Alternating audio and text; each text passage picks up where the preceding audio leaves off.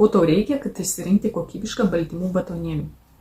Žiūrėk, jeigu skubi, neturi laiko pavalgyti, gali rinktis baltyminį batonėlį. Bet tau reikia atkreipti dėmesį, kad būtų kuo daugiau baltymų, atidžiai perskaityti produkto sudėtį, ar nėra išaugų baltymų ekstrakto. Taip pat daugelis gamintojų batonėlių saldina fruktozę, kuri suteikia to saldumo ir jo perteklius kenkia mūsų kepenims.